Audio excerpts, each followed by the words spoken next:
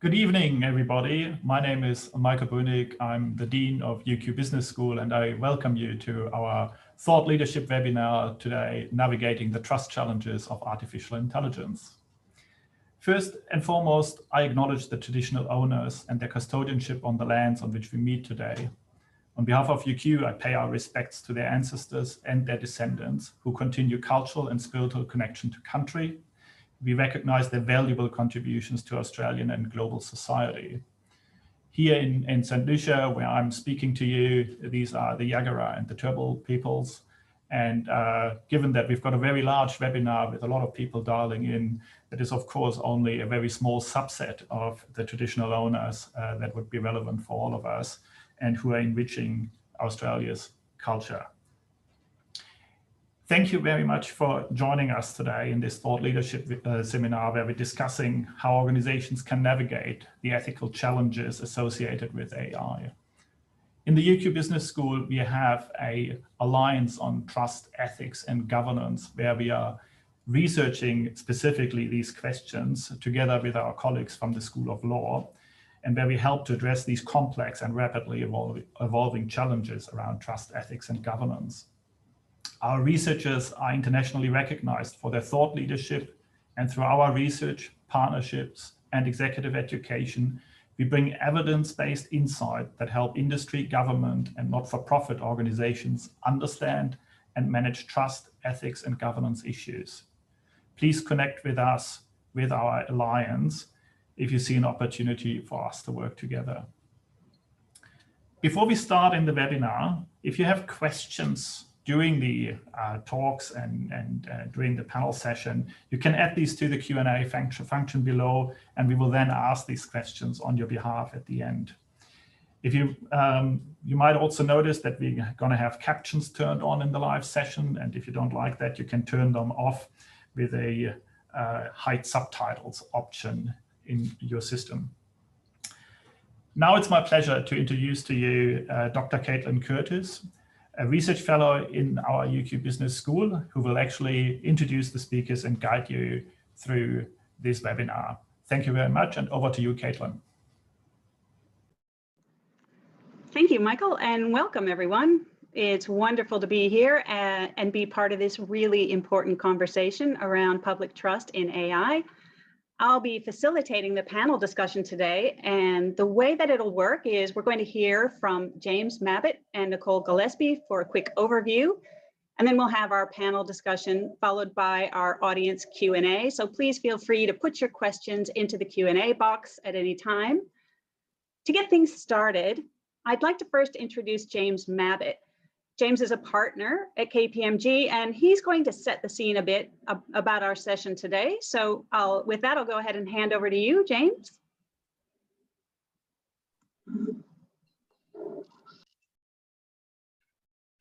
Thank you, Caitlin. I too would like to start by acknowledging the traditional owners of the land on which we're meeting. I'm in Sydney for today's webinar and on the lands of the Gadigal people of the Eora Nation. I'd also like to welcome everyone who's joined us this evening for this webinar. We had over 600 people registered to join us, which is fantastic. And I think that speaks volumes to the imperative to be discussed today in terms of the trust challenges of artificial intelligence. I don't want to take too much time away from the panel, but did want to provide some context around KPMG Australia's partnership with the University of Queensland. Our partnership commenced back in 2018 with the appointment of Professor Nicole Gillespie as KPMG's inaugural chair in Organisational Trust at UQ. The partnership was our joint response to the growing awareness and understanding by organisations that trust is a real business issue, demanding attention and resources. We had both observed that while conversation around trust was maturing, with businesses accepting there was a problem and they had to play a role in rebuilding trust across their stakeholder groups, the response taken was largely reactive, piecemeal, and narrowly defined. So our goal in coming together was to combine KPMG's business expertise with UQ's research into organisational trust, to support organisations to take a long-term strategic whole-of-business approach to restore and strengthen trust. We were very clear that we wanted to deliver practical insights and empower organisations to approach trust in a proactive way. And in my opinion, the conversations that have flowed out of the work we've done together so far, both across KPMG and UQ, has been something that our clients have valued and have gone a long way towards validating our partnership. And now we have taken that conversation around trust from a nebulous concept to something that can be approached in a very practical, whole of business way, and its role in sustainable long-term value creation is recognised. So for today, the topic for discussion, trust in AI, represents a further advancement of our work together and another opportunity for business to take an even more proactive approach to trust. We know digital and emerging technologies will underpin our recovery from COVID, and business is aware of the competitive advantage on offer, but equally aware of the risks. UQ's research on trustworthy AI, including a first of its kind research into trust in Australia, and now a global survey, provides a solid foundation for us to delve into the conversation, identify the practical implications for business, and proactively shape an approach to AI that will unleash its potential and engender trust. I'll now hand back to Dr. Caitlin Curtis, Research Fellow at UQ, to take us through the rest of this webinar. Thanks, James. I'd like to now introduce Nicole Gillespie. As James said, Nicole is the KPMG Chair in Organisational Trust and Professor of Management here at the University of Queensland. Nicole's going to present some of the highlights of our 5-country study of public trust in AI, and following that, we'll begin with our panel discussion. So with that, I will hand over to you, Nicole. Thanks very much, Caitlin, and hello, everyone. Thank you so much for joining the panel today. I'm really pleased to be able to share the findings of our 5-country survey on trust in AI with you. It's hot off the press. We just launched the report today, and this is the first presentation on it. I'd like to thank Steve Lockie and Caitlin Curtis, who were very instrumental in bringing this research to life, and also the wonderful team at KPMG, who is represented here today by James Mabbott. So over the next 10 minutes or so, I'd like to highlight some of the key research findings that we have. It's just going to be a snapshot. The report goes into a lot more breadth and depth than what I'll cover today, and everyone will receive a copy of the full report by email shortly. So the research had 2 key objectives. First of all, we wanted to understand people's trust in AI and their broader attitudes and expectations around the development, use, and governance of AI. We also wanted to explore similarities and differences across the countries that we surveyed.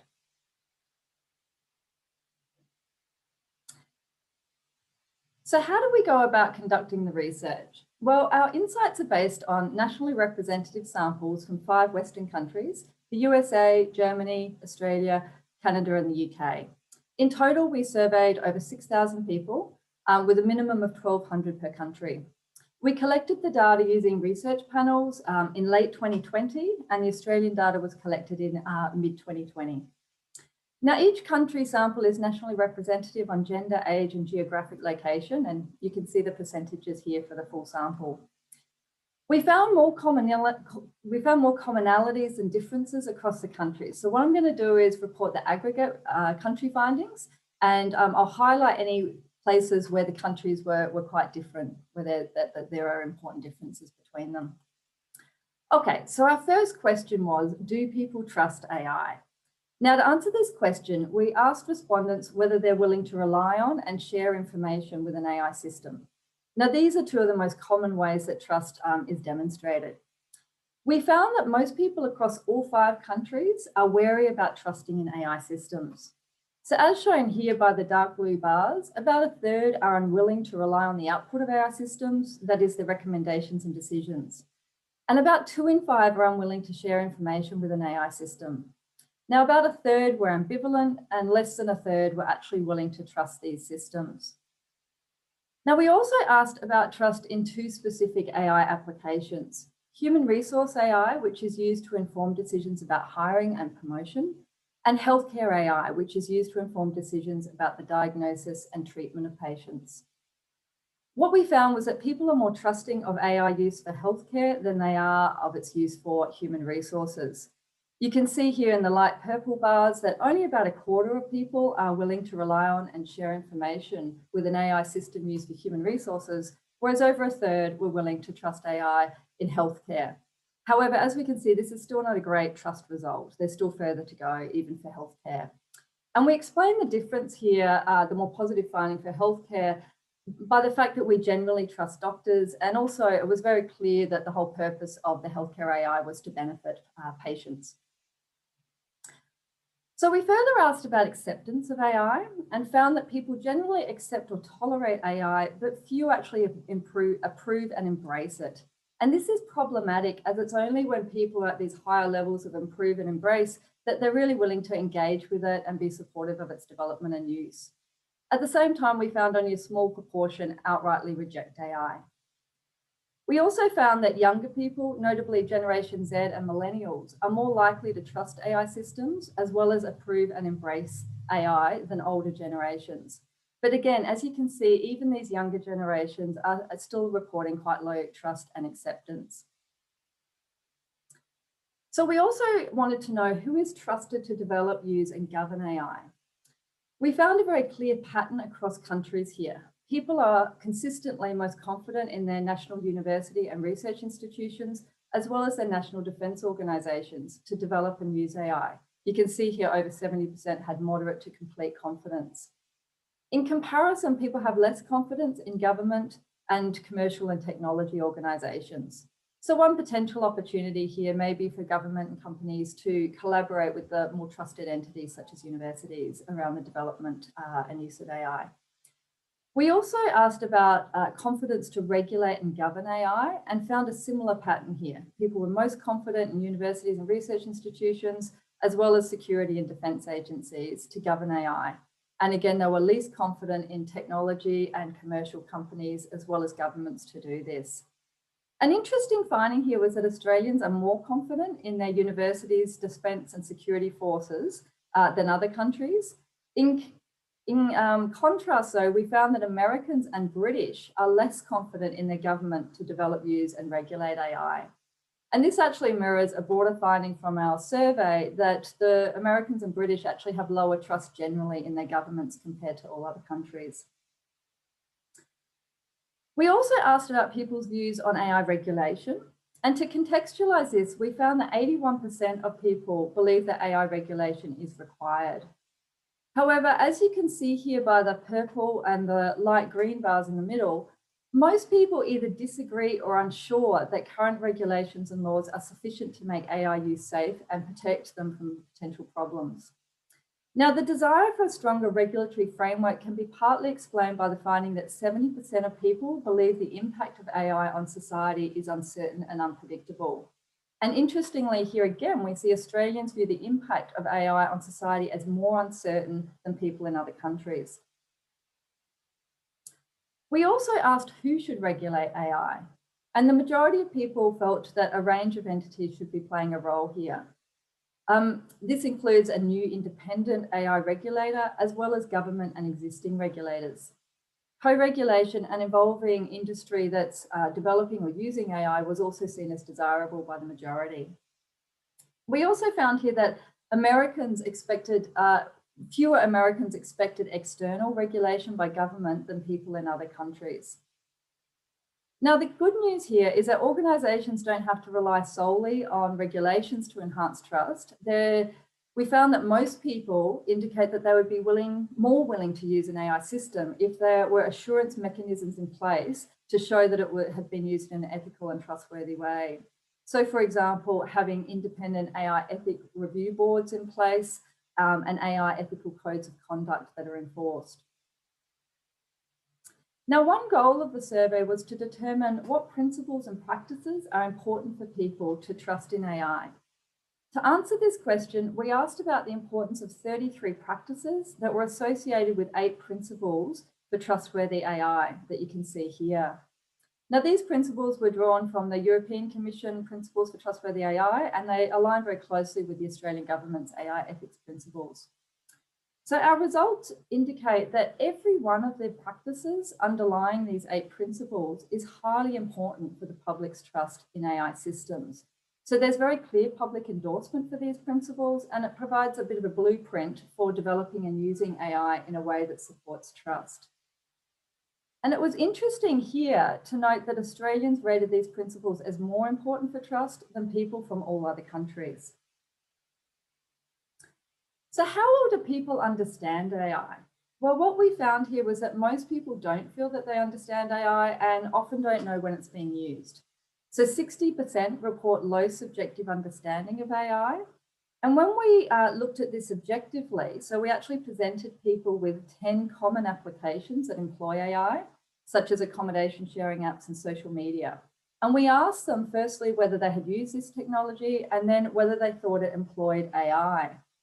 Now, as you can see by the green bars, people were often unaware that these common applications use AI. So for example, 76% of people were unaware that accommodation sharing apps are actually using AI. And surprisingly, even when people reported using these common applications, they were often unaware that it employed AI. So for example, with social media, 76% of people report using social media, but 59% are unaware that social media uses AI. Now, the good news is that 83% of people report that they want to learn more about AI. And we also found that people with men and people with university degrees are more likely to understand when AI is being used, and also report higher subjective knowledge of AI than women and those who don't have a university degree. We also found that younger generations also reported more subjective understanding than older generations. Now, to understand the key drivers of trust, we conducted statistical path modelling, and this identified 4 key drivers. Firstly, people are more likely to trust AI systems when they believe that current regulations and laws are adequate to make AI use safe, what we call current safeguards. They're also more likely to trust in AI systems when they perceive AI will have a positive impact on jobs, so it will create more jobs than it eliminates. And when they're more familiar and have more understanding of AI, and when they perceive less uncertainty about the impact of AI. Now, of these drivers, the current safeguards, so the perceived adequacy of these, was twice as predictive as any of the other predictors. And our modelling also confirmed something that we already know from the broader research, which is that trust strongly influences the acceptance of AI.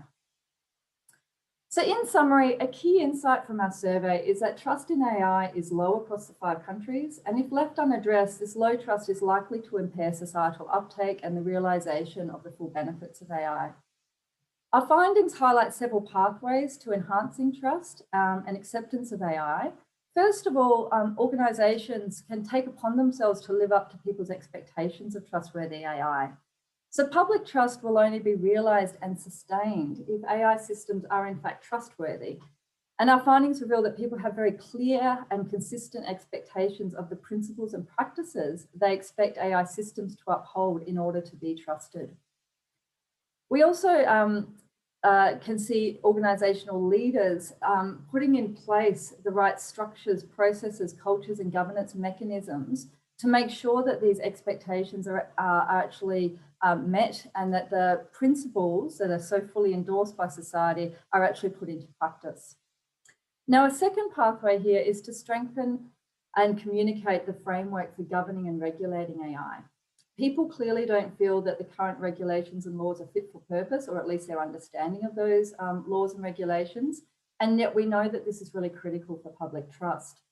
So organisations can play a role here by working with government and regulatory bodies to strengthen the governance frameworks and fill in where there are gaps, as well as proactively adopting best practice and anticipating that further regulations are likely to come into place, as we've seen in other jurisdictions. Now, a third pathway is to enhance public AI literacy. So we can also see that organisations can play a role by enhancing the literacy of their own employees as well as consumers when they're coming into contact with AI systems. And this is really important because it enables people to make more informed decisions about their engagement with AI. It also enables them to better seize the opportunities, as well as identifying and managing the risks involved, for example, around data sharing or privacy. And finally, I'd just like to say that AI literacy is also really important because it helps citizens to really be effectively involved in public policy and debate on the responsible stewardship of AI into society and into the workplace. Okay, I'd love to hand back to Caitlin now for the panel discussion. Thank you very much.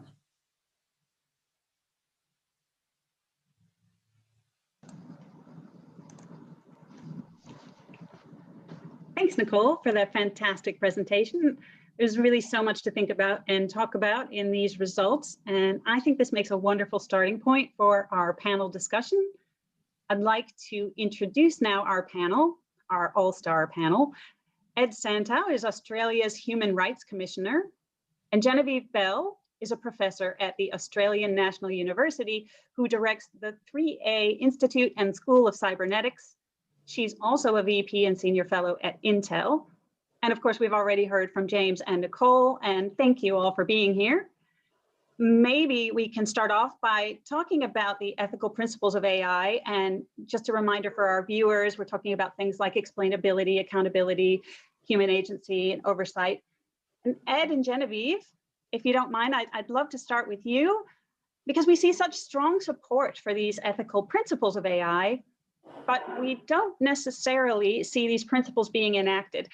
What do you think is contributing to this gap, and what can be done to close it? I'd love to hear your thoughts on this. Ed?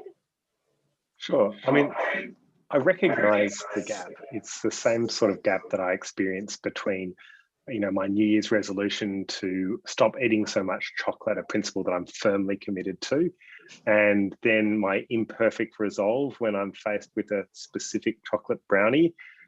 In other words, general principles are easy to agree to, partly because they're abstract, but applying principles, that can be difficult and can bring in to bear real costs that only really you feel at the point of application. So what do you do about it?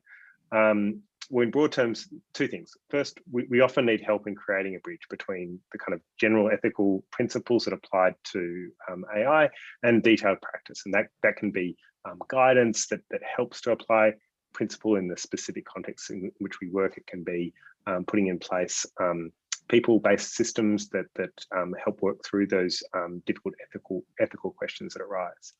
But we also need to internalize principles so that they become second nature. I'm not an anthropologist, but I'm conscious that there is an anthropologist on the panel. We know that internalizing principles is a complex process, right? But it does mean grounding principles in things that people can relate to, understanding them to see how they bind us. So there needs to be a clear relationship between ethical principles and law, and that combines in a way to help us internalize those principles. Excellent, thank you so much. Genevieve, the anthropologist, do you have anything that you'd like to add to this? I was going to amplify the lawyer actually and say that for me, I would agree with Ed's starting point, right? That there's always a difference between the things we say we do and the things we actually do. But I believe you have to pay attention to both of them. It's incredibly important that you see across this study, everyone saying ethics is an important and relevant domain here, right? Because that speaks to both an awareness it's a space that we should have that conversation about and a desire for it to be a space in which we do have that conversation. So that piece is hugely important. The reality that we'll want the chocolate brownie is also true, right? That we will not live up to the standards we hold ourselves to and to the ways we want to be. And so I think there's sort of two pieces there, right? One is very much around how do we also make clear that these aren't just principles, that there's an accountability regime. So this would be a place where I'd amplify Ed and say it's not just about having the principles, it's about how do we demonstrate that the principles are applied and that in the breach, there are also consequences. So how do you go from having principles to an accountability regime and a clear sense of who will be held accountable and what that will look like? And then I think it also becomes, and this would be the anthropological answer, what are the stories we tell ourselves about both why the principles matter and when the principles were not lived up to the way we had hoped, and the stories that we tell about that become hugely important. So, we would often laugh and say that, in my world, that culture is sometimes most clear in the breach, as in who we are is clearest when we are saying we're not like those people over there. And this is another one of those places, right? So what are the stories we would tell? How do we seed those stories? And I think, Nicole, one of the lovely things about your study demonstrates that those stories are actually going to have to look different in different countries, because there are really different ideas about who's held accountable and how. And so being aware that one sort of set of principles may look global, but the implementations and the stories we would need to tell and the case studies we'll need to write are going to look very different in different countries. Excellent. Thank you very much. James and Nicole, I may ask you this next question. Our survey reveals relatively low public trust in AI. What's required to enhance this trust? And from your perspective, where do organizations even start on this journey? Maybe you'd like to start on this one, James? Sure, Caitlin, and thank you for the question. So I think there's a couple of things that stand out for me around this, and in particular, when I think about it from an organisational context and what we're trying to achieve in terms of the application of these technologies, it's often about how fast we can do things and the cost that there is associated with doing them. And in those low trust environments, it's going to cost us a lot more and take a lot longer to do things. And those costs aren't just monetary costs, it's also in terms of people, resource, it's the emotional costs that go with that as well in terms of trying to achieve outcomes. And for me, when I look at this study, there's a couple of things that stand out that organisations should be thinking about. And one is the role the organisation has to play in terms of education. I think it's really interesting when we look at the survey and you go, so people aren't always aware of where this technology is being deployed. They might not know it's in common applications that they use every day and applications that they probably trust in terms of the output that those applications are providing to them, such as wayfinding and sharing apps and these sorts of things. And so one thing is that educational role that the organisation can play, because when we're talking about people's general attitudes, those people are employees, they're part of our organisations, and they're people like us. And so helping to build that understanding and awareness, I think, is really, really important. The other thing that comes through for me, and it echoes what Genevieve said, it's the specificity point. We need to talk about specific applications. And when we do that, we get much richer data, much richer insight, and we have a better understanding of what really matters. So you could see the reactions to HR-related applications that might monitor us at work versus health applications that actually drive great benefit and outcome for us as individuals.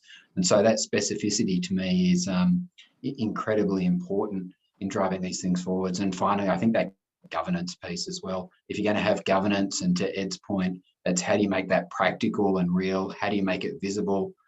If I'm a board member or a senior leader in a business, I should be curious about where these applications are being deployed, the types of use cases we're talking about, who's impacted, and the controls we have in place and how we test those. And for me, I think there's some of the things that you can practically start to do to try and build trust. Excellent. Yeah, that education piece and the specificity and the governance is so important. Thank you. Nicole, would you like to add to that? I think this whole idea of proportionality is really important. The risks of AI systems really do vary remarkably across their applications. So we don't need to take a sledgehammer approach to all of these. So part of this is about really identifying and having processes and systems in place that are reliable in terms of identifying the higher risk ones that need more attention and more governance over them, while not necessarily slowing down applications where really the risks are very minimal. So I think that's part of it. I'd also say that in terms of this journey, it's really great if organisations can take a proactive approach. And that really starts with the recognition that AI does open up risks and vulnerabilities that differ quite markedly from traditional IT systems. This is not something that you can just throw to the IT department and think that will solve it. It really does take a firm-wide approach to really thinking about how to effectively manage and govern the risks associated with AI. And that requires actually doing things in a different way. So we actually need to bring together very diverse skill sets, functional areas from data, algorithm teams, but also security, legal, ethical, and risk teams. And we have to put in place an infrastructure where they can talk to each other, they can coordinate effectively around this. And what we found through some of our discussions was that many organizations are still at a pretty early stage of maturity in establishing the necessary kind of ethical, technical, and governance type foundations that enable them to really assure people of the trustworthiness of these AI systems, and to make sure that they've got the appropriate kind of infrastructure in place that will help them to understand, mitigate, and govern the risk where there are, but also seize the opportunities and the benefits of AI. There's a couple of other things here, like involving stakeholders in the co-design of AI can be a powerful way that organizations can build trust and learn as well through the process of doing that. I also think that one of the findings from our survey was that many people believe that organizations are only innovating with AI for financial reasons, basically to reduce their own costs and increase revenue, rather than to benefit customers or society more broadly.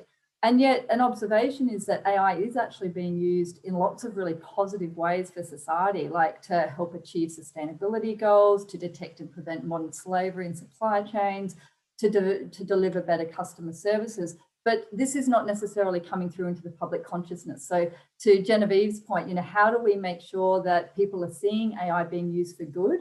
And also the opportunity here for businesses to really innovate and think about how they can be employing AI for these kind of pro-social things, as well as to reduce costs and enhance efficiency. Excellent, thank you for that. Genevieve and Ed, we've focused on some of the risks and challenges here about AI in our discussion so far, but obviously there are opportunities and benefits to be seized. And so how do we create the right conditions for this, the right conditions to realize the full benefits of AI as a society? I would love to hear your thoughts on this, Genevieve. Yeah, so listen, I think there's a couple of pieces, right? It's very clear from the survey itself, and I think from many of the conversations lots of people on this webinar would have, is that I'm not sure we all have a shared agreement about what AI is. So I think it's not even about literacy, I think it's about defining terms. And so I think any conversation needs to proceed from an agreement about what we're talking about when we're talking about it, right? Are we talking about algorithms? Are we talking about a set of techniques for analyzing data? Are we talking about systems that will act without reference to an immediate prompt by a human or something else? And getting really clear about what we mean, I think, is step one. And I suspect in lots of organizations, people throw around AI and imagine that they all have a shared understanding, and I'm willing to bet they don't. I think one of the challenges of the language there is that even the language makes us think it's singular, AI. And the reality is it's AIs, which sounds terrible with an Australian accent, but is probably true, right? Even inside one company, there will be multiple AIs doing different things. And so getting kind of clearer for me, step one, is actually not even literacy. It's about framing the conversation so we're all talking about the same thing. I think from a broader point, many of the things Nicole said you'd need to do in an organization, we probably need to think about it at a society-wide level. And I think this particular study makes clear that that's going to be country specific. And so here being mindful of the fact that we're talking about a democracy that's inspired by the British parliamentary system, but that sits inside a country that's been continuously occupied for 60,000 years by people who have very clear data frameworks and understandings about data and data sovereignty and ideas about justice and trust that might be different from Anglo-settled society is already an interesting kind of place we get to play. And then for me, in terms of thinking about what would it take to be, Nicole, I think you were talking about in some ways an AI-ready company. I think it's a really interesting question about what it would be to be an AI-ready society. And for me, there's kind of 6 pieces of that puzzle. One of them is about, how do you ensure that, well, everyone knows what we're talking about. I think a second piece is, how do we do a piece that no one ever talks about when we talk about AI, which is what it costs in terms of the environment and sustainability, its energy footprint.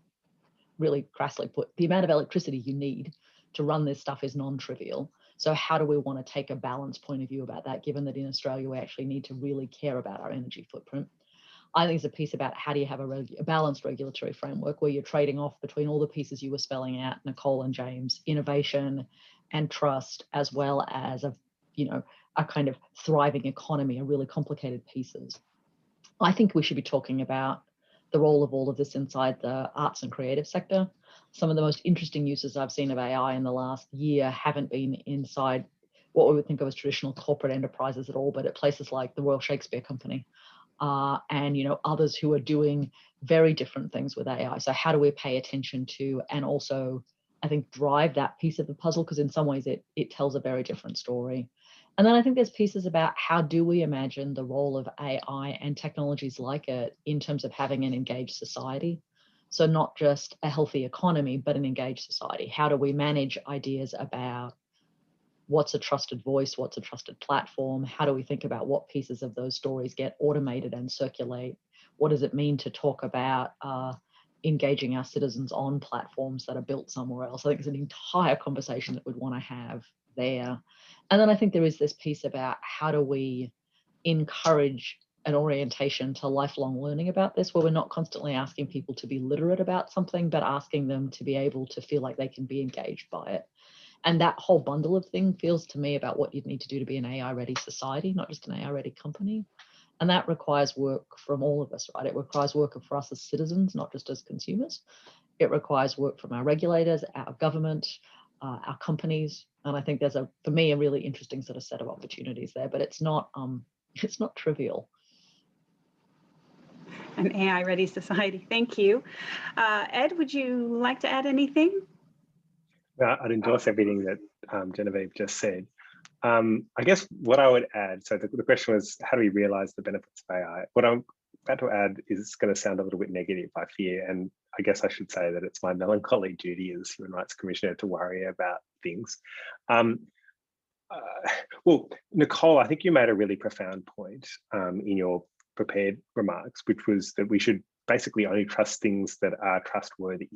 And in a complex world, and AI is only making our world more complex, we need to understand the basic kind of principles, but we're not going to understand the intricacies. Well, Nicole and Genevieve might, but the rest of us won't. So to give an analogy, we trust the planes and trains and automobiles that convey us, even if we don't understand how they work, partly because we trust the system that sort of sits around those forms of transport. We trust a combination, in other words, of the market and our regulatory system to ensure that when we hop in a plane, it doesn't fall out of the sky, or it only rarely falls out of the sky. And so I guess when it comes to AI, we need to have a similar system that will build a firm foundation of trust. And that's something where we, with really clear eyes, are able to identify and then publicly acknowledge problems, that's risks associated with the use of AI. And then we put in place systems that address those risks effectively. And we also have to be willing to press pause, that until we've put in place a system that is capable of effectively addressing a particular risk, then we're not ready to deploy that particular AI system. And I think that's the kind of thing that would build a firm foundation of trust in AI, which in turn is critical to realizing those benefits. Hey, Ed, do you think that's why, sorry, Caitlin, I've got a question for Ed. I always think that one of my problems with talking about AI literacy is it puts all of the responsibility on citizens to understand a technical system. We wouldn't ever say we needed to have aerodynamic literacy before we got on an aeroplane, right? So there's something there for me about where do you put the locus of both what's the artifact that we need people to understand. So in fact, it's not the AI, it's the system it lives in. I think you're dead right about that. And there's something about what's the right ask for citizens, because for me, I think that piece that always makes me faintly uncomfortable about digital literacy around AI is that we're asking people to have to be literate about a technology that sits inside something else. And there is for me that broader question that feels like a lovely way you just framed that. Yeah, I agree completely. So to extend my metaphor about planes, trains, and automobiles, you want people to know enough that if they're presented with a car that they're meant to get into and it's only got one wheel, that they know not to get in there. It's not going to be safe, that they're not completely reliant on the market and regulatory system. And so that you've got an instinctive response that will kind of lead you in the right direction. But in the same way that we have consumer protection laws and have done for generations now, that don't put all of the responsibility on citizens or consumers to protect themselves, we also have to have, I think, the primary obligation on companies and governments who deploy these AI systems to do so in a way that is safe and, in our language, is respectful of people's basic human rights. Yeah, and if you were to push that one step further, if you think about what they do, or globally, in fact, in the plane space, right, when there's been an accident, there is a statutory authority who is regulated and sits aside of everyone else who investigates. Companies will pause the deployments of technologies while that investigation happens. They have to, something at the NTSAB, is that the National Transportation, that organization in the US in particular, who investigate accidents, right? So there's an entire kind of formulation of even how you would think about the other side of this, because we're talking a lot about on the front end, but there's also a bit about how would you be responsible and transparent and clear about when things didn't go according to plan, and who would be the person that then unfolded that. For me, feels like an interesting part of the puzzle too. Yeah, and last thing I'd say here, I completely agree with that, and contrast that with the kind of cavalier approach that some in the tech industry really embrace, which is move fast, break things, you just iterate on your customers. Like that all sounds kind of cool if you're developing a computer game or something, but if you're doing something that is actually high stakes, where mistakes cause real world harm, then that is unacceptable and often unlawful. And I guess, without wanting to sound too, sort of big bad wolf about it, I think regulators, including the Human Rights Commission, have been a bit slow in saying that. And I think we and other regulators, I think, are much more gearing up now to make sure that those legal rules are enforced. Thank you both. I think at this point, we're going to move on to the Q&A session of our evening. So we'll scroll through and have a look at the questions that you have for the panel. I see a few here around people wanting to know around the vexed question of transparency. So do you think the transparent principle of an AI system will help people to trust it? And sort of going along with that question, I would say that to what extent do we expect organizations to be truly transparent about how they use AI, particularly where, for example, disclosing that may disclose proprietary information, or in the case of governments, present national security issues? A great question. Maybe I will start by, don't know where to go with that one. How would you like to have a go at that one, Nicole? Sure. So look, I think part of the answer is in the questions, and the second part of that question, that you need to take a tailored approach to these things. If everyone sitting on a plane knows that there's no pilots actually doing anything, it's all autopilot, they may become anxious and nervous about that in a way that they just don't need to. So informing people of that transparently every time they get on the plane is probably pretty unhelpful. So it does need to be a proportionate and a tailored response. Again, what are the risks involved in the actual AI system? So just an example here, facial recognition could be used for positive reasons to detect or predict a stroke in someone. And the risks and benefits of that are very different to using facial recognition for mass population surveillance. So this is where we always do need to take this sort of tailored approach. And in some situations where there is real risks that the AI system is opening up for people, or potential risks, that's where we do need to, I think, exercise that role of transparency, so that people can make informed decisions and informed consent and choice around their involvement and engagement around it. Transparency and trust have a kind of paradoxical relationship. Transparency doesn't always lead to trust, but it can. And part of that is the expectations that people have around it. But I do think that we need more transparency around AI systems, for example, in social media, than what we've seen historically. Thank you. James, maybe you have a bit of a business perspective to shed some insight on this question. Yeah, thank you, Caitlin. And I think, the challenge here is, that balance between what you might consider proprietary or IP knowledge of an organisation versus what's useful to people who are making decisions. And I think to, some of the points we've heard from Ed and Genevieve and Nicole, we're in a space that's relatively new. We don't have in place the systems to make us effectively manage or evidence what we're doing is right in this space in the same way that we do in other systems that we operate within, as organisations today. So I think this is something we're learning about. And I guess my personal perspective on this is that we probably need to be more transparent at first, or at least enable people to have some transparency into how we're using these applications, what we're looking to achieve and the intent behind them. And that's what we should be looking to drive for. And then also be brave enough to turn things off when things go wrong as well. And I think when you reflect upon some of the big issues that have been highlighted in the past where these systems have produced aberrant outcomes, whether that was Microsoft's use of the Taybot, for example, which was a very public example of something that was sexist, misogynist, racist. Within a very short period of time, it got turned off, and that was the right outcome in that instance, right? It doesn't mean that all AI is bad as a result of that, but I think it's being prepared to be transparent about your use, your intent, but also being prepared to act as a result of what happens through the use of these applications. And I think to Ed's point as well, in high stakes situations, I think, a chatbot, that's probably reasonably lower risk in some instances than an autonomous vehicle that people might get into. And so the testing and other regimes that you put around a product in that instance probably need to be a lot stricter too in terms of how you go to market in that sense.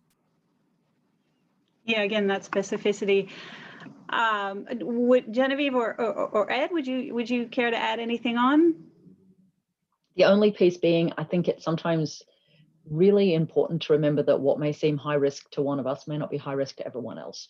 And so there's a little bit about understanding what we even mean when we're determining a product is high risk or not. So for someone having an encounter with a misogynistic, sexist, racist chatbot may not feel on the face of it to be high risk, but may actually be an unpleasant experience at a degree that you really don't want to have to enact. So we may not think of that as being high risk because just chatbot, but the scaling of chatbots would leave you to imagine, actually, that could turn up in all kinds of places that wouldn't be helpful. So there's something about being mindful of how we calibrate what we think is a low risk object versus a high risk object is also really context dependent and frankly may change over time. So it's one thing when we think about chatbots as being an entertaining feature of a sort of a social media platform. It's another when we say, actually, every major company is going to use one because it's a easy way to provide real-time service, and it is a way of ensuring, continuity of message. You can sort of see how the logic might fall there, and it may not look like it's a high stakes thing, but it may turn into one. So one of the challenges there is being, even as we think about that schema, Nicole, and I don't disagree that it's the right kind of locus, it's how we think about the fact that in some circumstances that may actually be not a shared experience of the object. It becomes an interesting kind of challenge, and particularly when some of these systems stand the opportunity of scaling in ways that I suspect their makers never intended. Thank you. And Ed? Look, I won't say much other than it just occurred to me when James was speaking that Tay and Donald Trump both met a similar demise in terms of their social media careers, but that's not very helpful. Thank you all. And thank you to the viewers for all this participation and these wonderful questions. I see one here. To what extent do you think that the ethical principles that we generally discuss are Euro or US, United States centric? And do we need to do a bit more to consider minorities that often kind of get lost when we're using sort of generalist words like public trust? Yes, that's easy. Yeah, absolutely. I mean, the vulnerable populations are always, absolutely critical. And this is where I think, risk impact assessments is one way to kind of handle some of this. There's analogies between what we do in universities and research institutions. We have ethical review boards where it's independent bodies that are formed by a committee who will look at research, and they look at it particularly from the perspective of vulnerable communities and populations that researchers may not even think about the impact or how it could be perceived from them. And that's why these review boards are typically very diverse, and they bring that range of perspectives, and often they're actually trained in looking at this from a minority or a vulnerable population type of situation. So absolutely, I mean, one of the critical principles is this principle of do no harm. And often it will be the most vulnerable in our community that may experience the most harm from these. One, because potentially they may have less understanding and knowledge and therefore be less prepared or able to mitigate the risks and even see the risk for them. So it really, I do think it's an onus on the government and organisations to particularly pay attention and think through how might this be seen from various population perspectives, particularly vulnerable populations. I might just add something. Also, go ahead, Jen. No, go Ed. Then I can agree. Well, I mean, I think one of the things that makes some AI ethics frameworks superficially attractive is that they are kind of untethered from substantive norms. So what I mean by that is, you know, something like do no harm. It's kind of easy to agree with that. Like who wants to do harm, right? But as I think Genevieve pointed out, if you're not clear on what you mean by harm, and sometimes not even clear what you mean by do, then you know it can become really meaningless really quickly. And that's why we have said we've observed some of the kind of emerging research about AI ethics frameworks, which it's pretty dispiriting, right? Like the vast majority of them have been found to have no discernible impact at all. And we've got to confront that, right? And so what's the solution? Well, you know, it's kind of the answer to every question that I'm ever asked. The solution is human rights. So the solution is to tether the rules and the ethical principles that we're seeking to apply in the rules that we've agreed to. And the closest we get to universal rules are human rights. You know, that they've been agreed to at the international level almost universally, and that they derive from an understanding of the core things that are needed to protect individual dignity. And so they're imperfect, don't get me wrong, but they do have substantive content that is agreed across various different cultures. And to the only piece I'd add, because I agree with where Ed is taking that piece, is that I actually think that sometimes we frame minority populations as vulnerable populations, and that is to do those populations a disservice. And I think if you look at some of the things that are starting to happen in Indigenous communities here in Australia, where there is a group working through what Indigenous protocols for AI would look like, how would you use Indigenous knowledge as a generative starting point for building AI systems? If you look at what's been happening with the Treaty of Waitangi codes for algorithmic activity using Maori data, if you look at the conversations that are happening in Canada too, what you start to see is an emergent set of really interesting, thoughtful, considered, generative activities based from an Indigenous subjectivity, not seeing themselves as a vulnerable population, but as a population with a really strong knowledge base from which you can build something. And when I look at some of that work, I actually think that between what's going on in Australia and New Zealand, these are some of the most robust conversations we're going to see that are the most startlingly different, and as a result, illuminating of what else is going on in that space. And so for me, there's a piece there about saying, absolutely, we want to ensure that we're not totalizing our discourse, but we also want to open up this space to imagine there might be generative possibilities from other populations. And for me, I think there's something incredibly, well, both productive and important to be had in that space. And as Australians, you know, one of the things we always do at the beginning of these conversations is acknowledge where we're standing. Well, we're also standing in a place with 60,000 years worth of insight here. So building on that seems like a good thing. Thank you. We have time for one more question from our Q&A, so a bit of a lucky dip. There's an intriguing one here, which I think kind of links to the diversity issue in our workforce in some ways. Do you believe programmers have actually used some of the software that they're employed to write? Genevieve, I see you laughing. You may want to jump in quickly.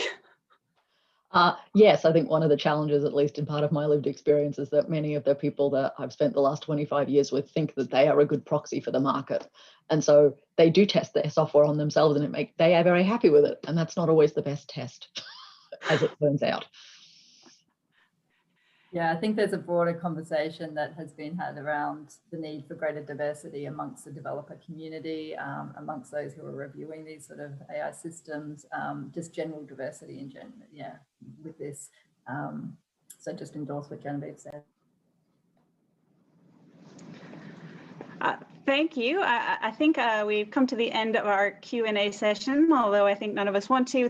Thank you to everyone, all the viewers for your attention. It's been such an incredible discussion. I think what's really come through for me is this idea that we need to agree on what AI is, what the impacts mean for people, fill these regulatory gaps, and put these ethics principles into practice so that we can realize the benefits.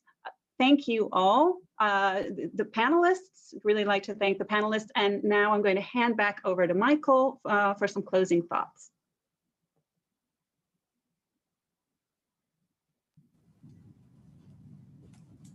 Thank you very much, Caitlin. Thank you, speakers, so much. And thank you, audience, for such wonderful questions. It's a very insightful debate and discussion that happened here tonight. And we will be sending out a link with the recording so that you can actually go back to that. Very special thanks also to KPMG for co-hosting this webinar together with us, and also for actually supporting and working with us on the work in this particular topic. If this webinar has sparked your interest in furthering your education and leadership skills, we encourage you to have a look into our MBA program. You will see on your screens that we have an upcoming information event on the 21st of April and 6th of May for our #1 ranked MBA program. So we would be very happy to actually see you there and tell you more about that. And we noticed there is always a lot of alumni actually coming to our webinars. And we have a new alumni mentoring platform, which is called A2A. It's an online alumni to alumni flash mentoring platform, and it can help you to connect between yourselves, of course, only with consent. And you can join this as a mentor, as a mentee, or as a peer coach, and share your experience, your resources, and your ideas with other UQ alumni. If you're interested in that, we're providing the link here on the slide, and you can also use the QR code displayed on the screen. So thank you very much again. Thank you for attending tonight. And we hope you had a wonderful evening and a wonderful webinar. We will display at the very end of this a short survey, and we would love to get your feedback on if this was enjoyable. Thank you very much.